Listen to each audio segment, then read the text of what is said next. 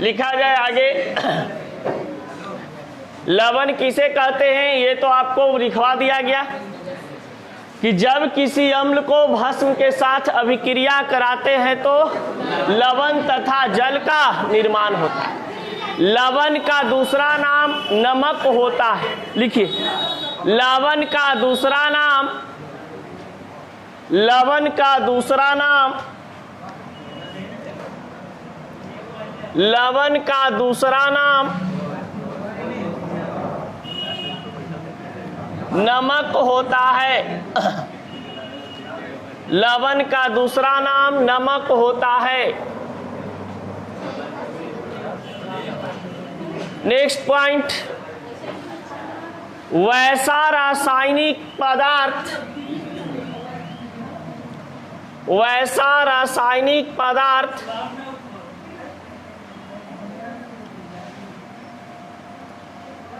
जिनका सूत्र एवं संरचना में, सूत्र एवं संरचना में, संरचना में Cl, Cl, HSO4, HSO4,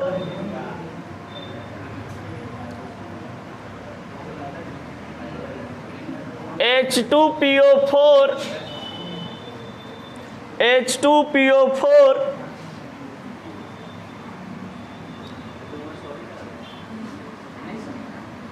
HNO3, HNO3, HNO3,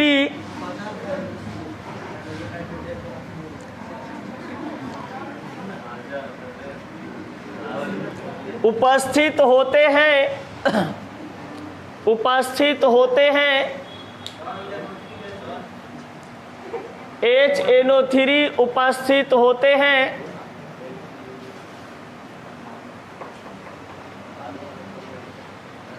उस पदार्थ को, उस पदार्थ को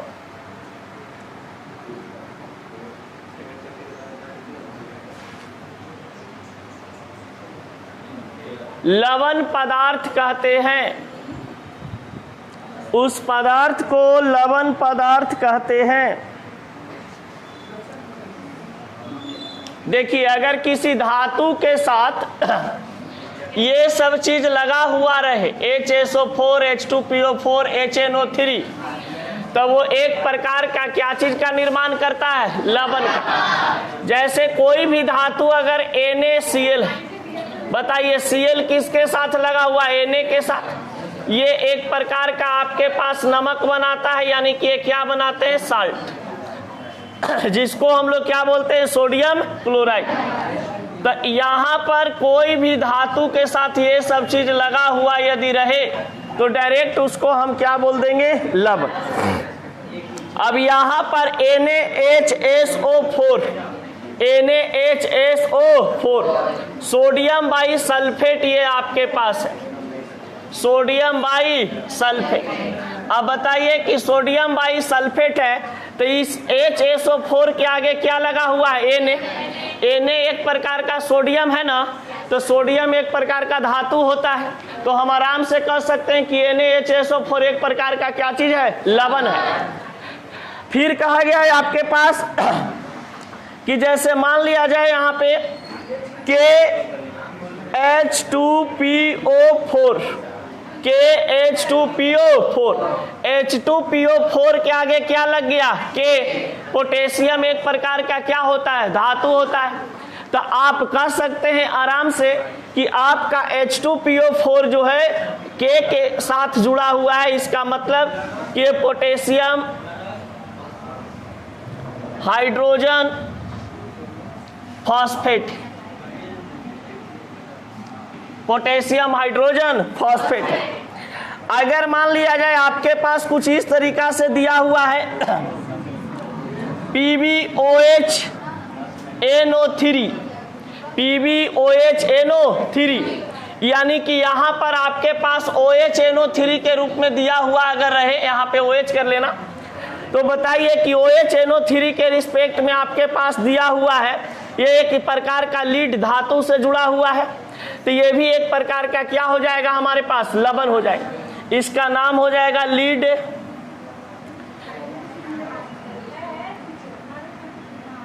भास्मिक नाइट्रेट, यानी कि लीड बेस साल्ट या lead base nitrate, lead base nitrate. चलिए इसको जरा सा नोट कीजिए, उसके बाद बढ़ते हैं आगे।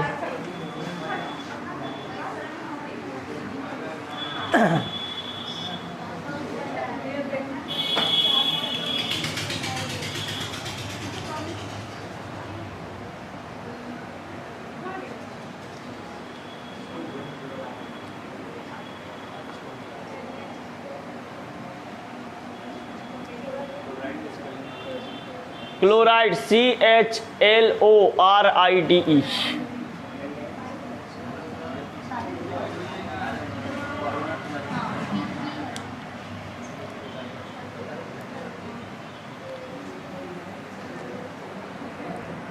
ये सब तो इतना बताया गया कि लवण का डिफिनेशन आप लोग को ऐसा ही याद हो गया होगा कि जब अम्ल और भस्म आपस में विक्रिया करते हैं तो लवण तथा जल बनते हैं। ये अम्ल के भी प्रॉपर्टीज में बताए थे और भस्म के भी प्रॉपर्टीज में बताए हैं और लवण का डिफिनेशन में भी बताने जा रहे हैं।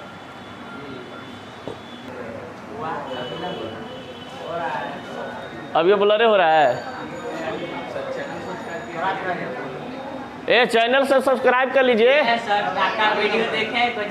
बाले बच्चे जितना हैं, जितना घर में आप लोग का मोबाइल है, उस मोबाइल में ले जा करके एकदम जा करके मिर्जेई केमिस्ट्री चैनल सर्च मारिए और मिर्जेई केमिस्ट्री चैनल को सब्सक्राइब कर लीजिए, समझ गए। सब्सक्राइब कीजिएगा, आपके पास वीडियो पहले जाएगा, और नहीं सब्सक्राइब कीजिएगा वीडियो नहीं जाएगा। अरे वही सब्सक्राइब को सब्सक्राइब कहा जाता है। हाँ, ललका वाला बटन को दबा देना है और बाद ललका वाला बटन दे अगर घंटी एगो होगा ओकरो दबा देना है। घंटी दबावे से फायदा होगा कि सबसे पहले वीडियो तुम्हारे पास पहुंचेगा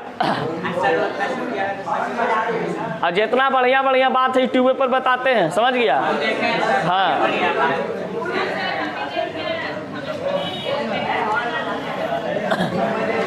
चलिए आगे की ओर बढ़ते हैं। अजय बाबू शांत रहो न रे, तुम लोग इतना क्यों बटियाती है। देखिए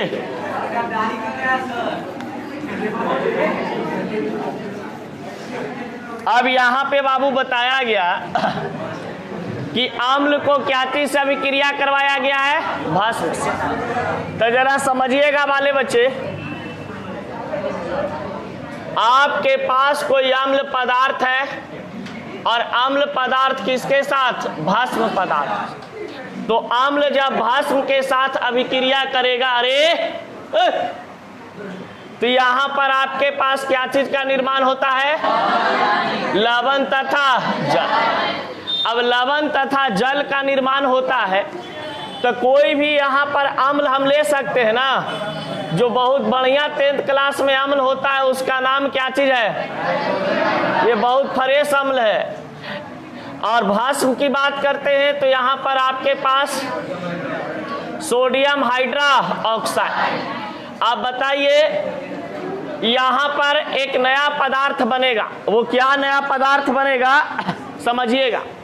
देखिए पिछला बार 10th क्लास में क्वेश्चन ऐसा ही आया था एक, लेकिन वो बचपन को बताया नहीं थे, वो दूसरा टाइप से क्वेश्चन पूछ दिया था।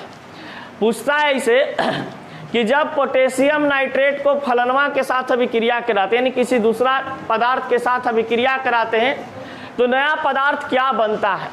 अब यही चीज को ऐसे तुमसे पूछ दे कि जब हाइड्रोजन क्लोराइड को सोडियम क्लोराइड के साथ, सोडियम हाइड्रोक्साइड के साथ अभिक्रिया कराते हैं तो क्या बनता है, क्या बनता है जो हम लोग को पता कुछ चल रहा है अभी नहीं।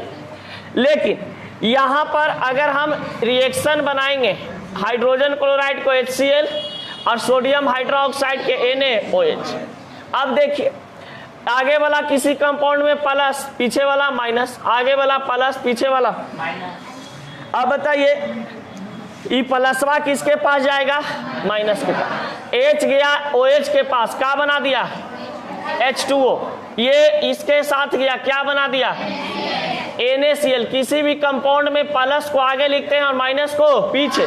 ढेर बचपन का कर देता है, लिख देता है Cl Na। समझ गया? ये गलत चीज है। किसी कंपाउंड में माइनस आगे नहीं होगा, प्लस आगे होता है और माइनस पीछे होता है। तो ये बना दिया भैया आपका Cauchy? NaCl plus H2O। NaCl को क्या बोलते हैं? Sodium chloride. अब पहला H2O को क्या बोलते हैं जी? कोई दिक्कत? चलिए नोट कीजिए, फटाक से लिखिएगा।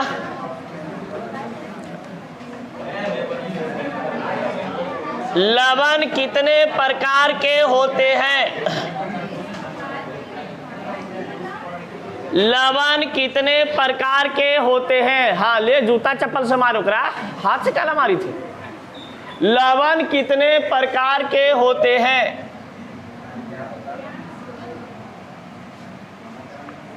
लवण कितने प्रकार के होते हैं? लिखिएगा। लवण मुख्य रूप से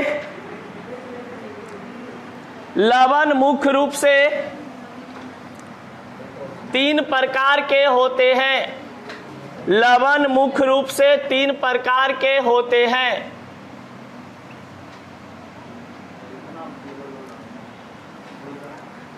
सामान्य लवण, अम्लीय लवण,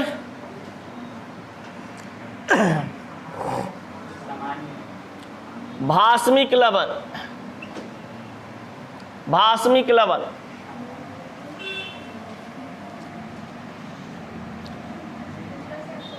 How many types of salt?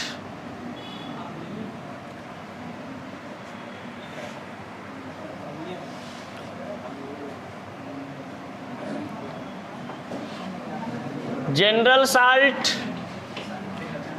Acidic salt और बेसिक साल्ट। Basic salt.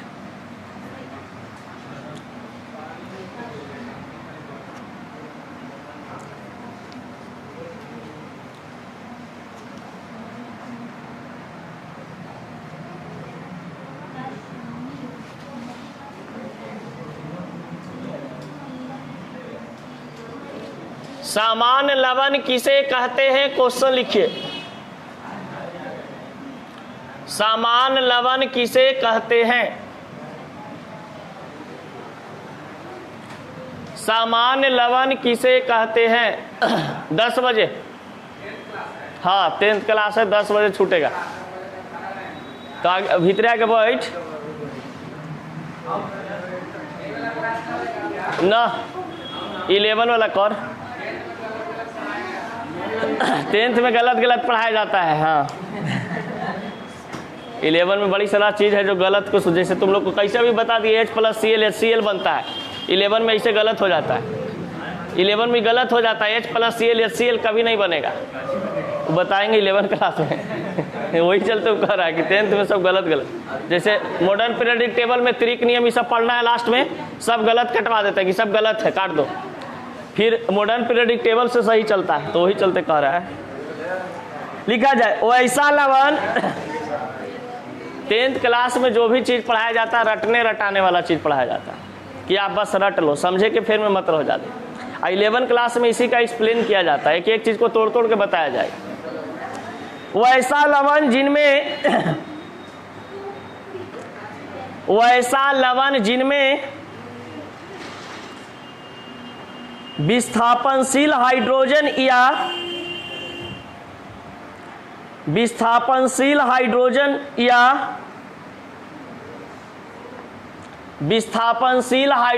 या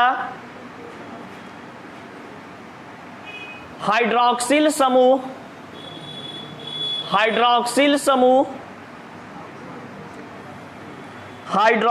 समूह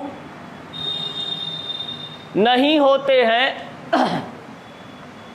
नहीं होते हैं, उसे सामान्य लवण कहते हैं, उसे सामान्य लवण कहते हैं, उसे सामान्य लवण कहते हैं, सामान्य लवण कहते हैं। देखिए बाबू, सामान्य लवण कहने का मतलब आपके पास क्या है कि ऐसा कोई आपके पास लवण हो जो एकदम स्थिर हो, उसको हम बदल नहीं सकते, यानी कि ना उसमें से हाइड्रोजन को रिमूव किया जा सकता है, ना ऑक्सीजन को रिमूव किया जा सकता है। जैसे आपके पास Na है, Cl है, NaCl को हम क्या बोलते हैं? नमक। उसी प्रकार से यहाँ पर आता है KCl, जिसको हम लोग बोलते हैं क्या चीज? Potassium chloride. तो पोटेशियम क्लोराइड का सूत्र क्या होता है? KCl। फिर आपके पास आता है Na2SO4, इसको हम लोग बोलते हैं सोडियम सल्फेट, सोडियम सल्फेट। फिर आपके पास आता है KNO3, ये आपके पास आ गए पोटेशियम नाइट्रेट, पोटेशियम नाइट्रेट। फिर यहाँ पर आपके पास आता है CuSO4, जिसको हम बोलते हैं क्या चीज? Copper sulphate. ये लिखाने का मेरा मकसद कुछ अलग है। NH4Cl, यहाँ पर हम इसको बोलते हैं क्या चीज? Ammonium chloride. जरा सा समझना आप, सामान्य लवण वैसा लवण जिसमें से हाइड्रोजन और हाइड्रोक्सिल समूह की उपस्थिति नहीं हो, यानी कि साफ साफ कहा जाता है कि सामान्य लवण क्या होते हैं? तो सामान्य लवण वैसा लवण होता है जिसमें ना हाइड्रोजन की उपस्थिति हो, ना हाइड्रोक्सिल समूह का उपस्थिति हो, यानी H और OH कहीं आपको नजर नहीं आएगा। उस कंपाउंड को हम क्या कह देते हैं? सामान्य लवण कह देते हैं। अब देखिए, सामान्य लवण में एक चीज आपको दिखाई दे रहा होगा कि जिस यौगिक में धातु के साथ Cl लग जाए, SO4 लग जाए, NO3 लग जाए, SO4 लग जाए और यहाँ पर आपका Cl लग जाए, ये सभी आपको क्या चीज को दर्शाते हैं? लवण को। क्या चीज को दर्शाते हैं? लवण को। यानी किसी भी नाम के या संरचना के सूत्र में अगर Cl नजर आ जाए, SO4 नजर आ जाए, NO3 नजर आ जाए, PO4 नजर आ जाए, SO3 नजर आ जाए, Cl नजर आ जाए, ये NO3 नजर आ जाए, इस तरीका से ये सब चीज अगर उपस्थित रहता है तो उसको हम तुरंत क्या कह देते हैं? लवण। उस कंपाउंड को क्या बोल दिया जाता है? लवण। अब देखिए, जैसे पहले बताया गया था ना कि किसी कंपाउंड के पहले H लगा रहता है, उसको हम क्या कहते हैं? अम्ल। अगर किसी कंपाउंड में तत्व धातु के पीछे OH लगा हुआ रहता है, उसे क्या कहते हैं? भस्म। तो किसी कंपाउंड में अगर Cl, SO4, NO3, SO4 लगा रहे तो हम डायरेक्ट कह देते हैं क्या चीज को? एक प्रकार का लवण। कोई दिक्कत? तो सामान्य लवण कुछ इस प्रकार से होते हैं। अब आपसे कोई कह देगा कॉपर सल्फेट का सूत्र क्या होता है? CuSO4। पोटेशियम नाइट्रेट का सूत्र क्या होता है? KNO3। अमोनियम क्लोराइड का सूत्र क्या होता है? NH4Cl। कोई दिक्कत? तो ये सब चीज आपको याद करना पड़ेगा। 11 क्लास में सिखाया जाता है कैसे ये बनता है फार्मूला। फार्मूला बनाने के लिए शायद 9th क्लास में सीखा भी होगा तुम लोग। चलिए यहाँ पर दूसरा नंबर में लिखा जाए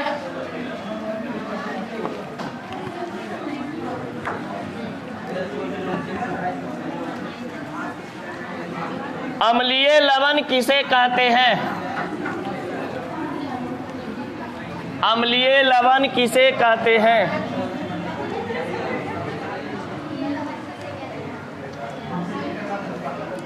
दूसरा नंबर में क्वेश्चन लिखिए, अम्लीय लवण किसे कहते हैं? What is acidic salt? लिखा हुआ है इंग्लिश में, आगे लिखा जाए अम्लीय लवण किसे कहते हैं? वैसा लवण यौगिक, वैसा लवण यौगिक, वैसा लवण यौगिक जिसमें, वैसा लवण यौगिक जिसमें, वैसा लवण यौगिक जिसमें हाइड्रोजन की उपस्थिति होती है, हाइड्रोजन की उपस्थिति होती है, हाइड्रोजन की उपस्थिति होती है, उसे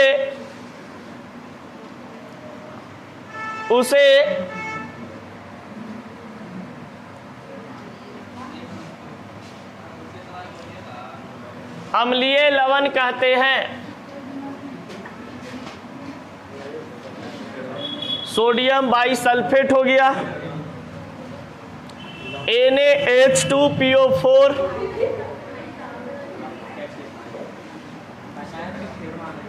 sodium dihydrogen phosphate, dihydrogen phosphate, dihydrogen phosphate,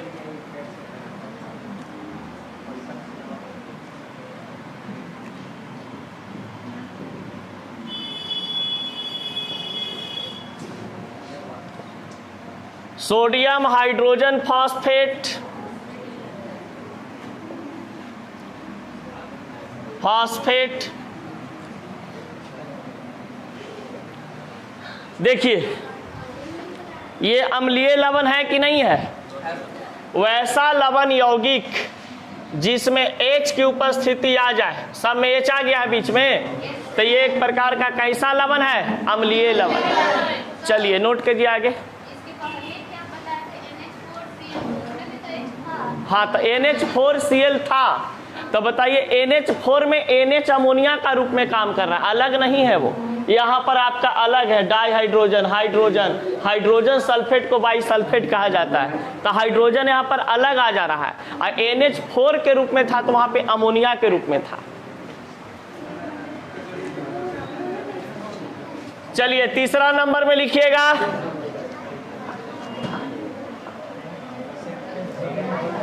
भास्मिक लवण किसे कहते हैं? भास्मिक लवण किसे कहते हैं? भास्मिक लवण किसे कहते हैं?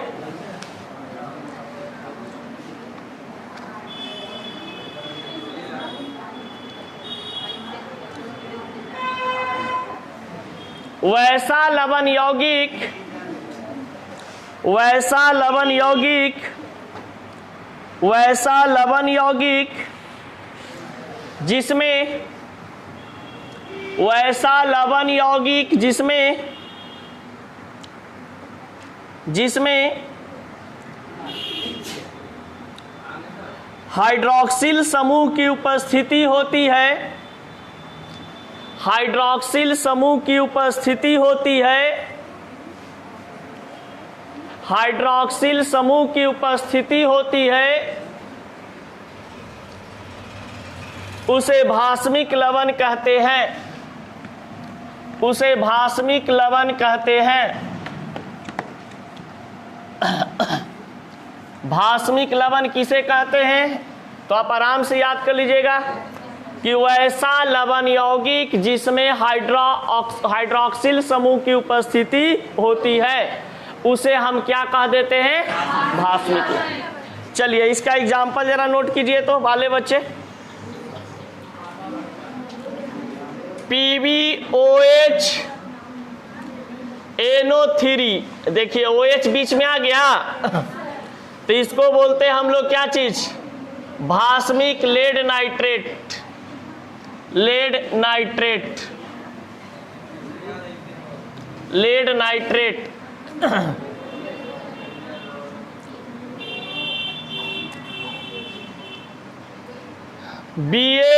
BaOHCl,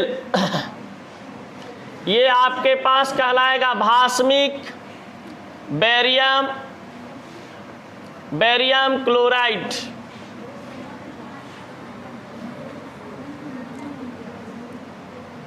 MgOHCl भास्मिक मैग्नीशियम क्लोराइड ये सभी उदाहरण है किसका? भास्मिक लवण का। रिकॉल इसको जरा जो पढ़ाए हैं उसको रिवीजन करवा देते हैं। बाले बच्चे ध्यान से देखिएगा, देखा जाए अगर हम लवण की बात करते हैं, गौर से बाबू देखिए, तो लवण की बात किया जाता है तो अम्ल तथा भस्म को आपस में मिलाते हैं तो क्या चीज का निर्माण होता है? लवण। यानी कि अम्ल प्लस भस्म को आपस में मिलाते हैं तो मुख्य रूप से क्या चीज का निर्माण होता है? लवण तथा जल। अब यहाँ पर जो लवण आपके पास होते हैं वो किसी भी रूप में आपका लवण एग्जिस्ट कर सकता है।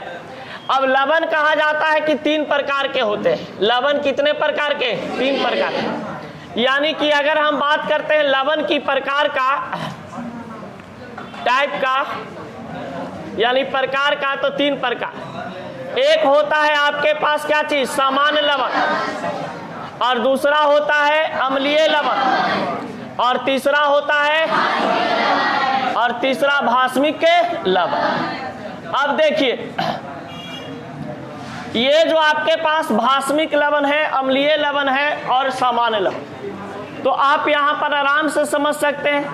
सामान्य लवण में हाइड्रोजन और हाइड्रोक्सिल समूह यानी हाइड्रोक्साइड की उपस्थिति नहीं होगी, उसे हम सामान्य लवण कहते हैं। जैसे NaCl हो गया, KCl हो गया, KNO3 हो गया, उसके बाद Na2SO4 हो गए, कुछ इस प्रकार से। लेकिन अम्लीय लवण, इसका नामे से पता चल रहा है नहीं कि वैसा लवण जिसमें क्या चीज हो? अम्ल। और अम्ल किसको बोलते हैं? हाइड्रोजन। यानी कि जिस कंपाउंड में हाइड्रोजन की उपस्थिति आ जाए उसे हम क्या कहते हैं? अम्ल। अब बताइए भस्म की बात करते हैं, वैसा लवण जिसमें OH यानी हाइड्रोक्साइड या हाइड्रोक्सिल समूह की उपस्थिति आ जाए उसे हम क्या कहते हैं? भस्म। एकदम सिंपल साधारण भाषा में लिखवा दिया गया डिफिनेशन, किताब में तो बहुत बड़का को दिले, ठीक ना। चलिए अब बढ़ते हैं आगे की ओर।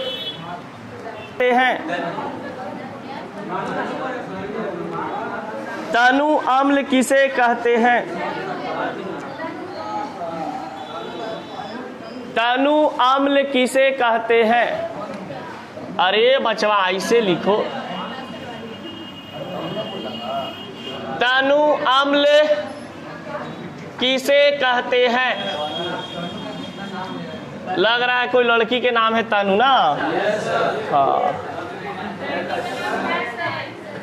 यही चलते सब देखा ना, छुती हरबन मारे एकदम तनु तनु कैले है। लूर लक्षण के खराब आदमी तो नहीं है रे। लिखिए,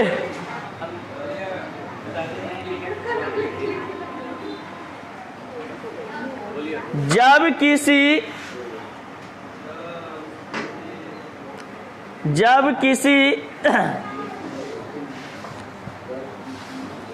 अम्लीय जलीय विलयन में, जब किसी अम्लीय जलीय विलयन में,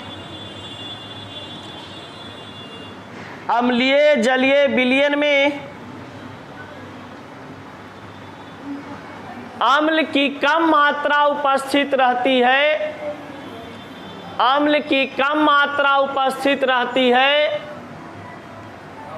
अम्ल की कम मात्रा उपस्थित रहती है, उसे तनु अम्ल कहते हैं, उसे तनु अम्ल कहते हैं, तनु अम्ल कहते हैं। चलिए अगला क्वेश्चन लिखिएगा, फिर दोनों को समझाएंगे। सांद्र अम्ल किसे कहते हैं? क्वेश्चन, सांद्र अम्ल किसे कहते हैं?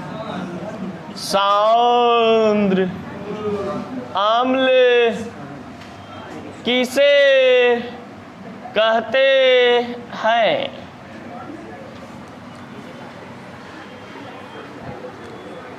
आगे बढ़ा जाए। सांद्र अम्ल किसे कहते हैं? लिखिए, जब किसी अम्लीय जलीय विलयन में, जब किसी अम्लीय जलीय विलयन में, जब किसी अम्लीय जलीय विलयन में अम्ल की अधिक मात्रा, अम्ल की अधिक मात्रा, अम्ल की अधिक मात्रा उपस्थित होती है, उपस्थित होती है, उसे सांद्र अम्ल कहते हैं, उसे सांद्र अम्ल कहते हैं। देखिए, एक कंटेनर हमारे पास है, इस कंटेनर में हम क्या किए हैं कि H2SO4 पहले से अवेलेबल था, और इस H2SO4 को हम किस नाम से जानते हैं? सल्फ्यूरिक एसिड, जिसको हम लोग तेजाब के नाम से भी जानते हैं। बैटरी में जो पानी होता है वो क्या चीज होते हैं? H2SO4, यानी कि बैटरी वाला पानी को हम लोग तेजाब के नाम से जानते हैं।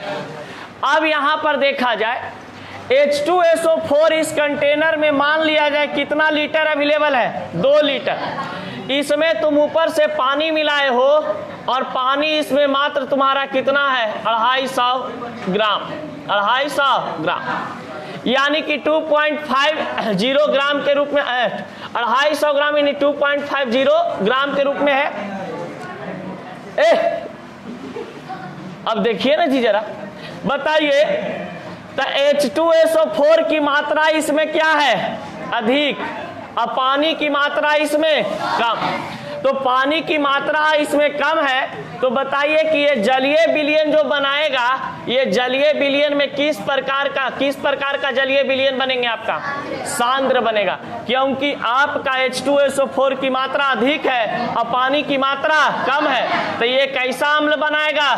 सांद्र। लेकिन अगर आपको यहां पर कह दिया जाए, एक कंटेनर में इस तरीका से यहां पर H2SO4 दिया गया है, मान लिया जाए 100 ग्राम के रूप में। कितना ग्राम? 100 ग्राम। और यहां पर पानी जो है उपस्थित, ये उपस्थित है आपका 2 लीटर में। पानी कितना लीटर में? 2 लीटर में। तो बताइए कि पानी 2 लीटर में और आपका H2SO4 100 ग्राम, तो बताइए कि यहाँ पर जो बाबू जलीय विलयन बनेगा, ये जलीय विलयन तो बनेगा, लेकिन कैसा जलीय विलयन बनेगा? तनु अम्लीय जलीय विलयन बनेंगे, क्योंकि यहाँ पर H2SO4 की मात्रा क्या है? कम है। तो जिस जलीय विलयन में अम्ल की मात्रा कम होती है, वह कैसा अम्ल कहलाता है? तनु। यानी कि यदि कोई जलीय विलयन है, अब जैसा घरेलू मेथड पे समझना, क्या तुम लोग बदमाशी कराए। अब देखिए, मान लिया जाए कि तुम यहाँ पर अपने घर पे गए, एक कप लिए, ठीक है, और एक कप में 2 नींबू निचोड़ दिए, पूरा एकदम मतलब लगेगा कि ओकरा में एकदम पूरा सिट्रिक एसिड भर गया है। तो बताइए, एक कप में 2 नींबू निचोड़िएगा तो उसमें अम्ल की मात्रा बढ़ गई, यानी कैसा अम्लीय जलीय विलयन बनेगा? शांत। अब बताइए, एक लोटा लिए, बड़का लोटा लिए, कम से कम 1.5 लीटर पानी उसमें है, उसमें 2 नींबू निचोड़े हैं, तो बताइए कि उसमें अम्लीयता गुण बढ़ेगा कि घटेगा? घट जाएगा। तो बताइए कि जब हम लोटा में यानी कि 1.5 लीटर पानी में हम 2 नींबू डाले थे, तो वहां पर हमारा अम्ल की मात्रा क्या हो गया? कम हो गया। इसका मतलब हमारे पास कह सकते हैं कि जिस जलीय विलयन में अगर अम्ल का मात्रा अधिक होगा, उसे हम सांद्र अम्ल कहते हैं, और जिस जलीय विलयन में अगर हमारा अम्ल की मात्रा कम होगा, उसे हम तनु। कोई दिक्कत? चलिए, यहां तक कोई दिक्कत नहीं ना? कल का क्लास चलेगा बहुत बढ़िया, पीएच मान, इससे रिलेटेड पूरा आपका क्वेश्चन बताएंगे जो पूछता।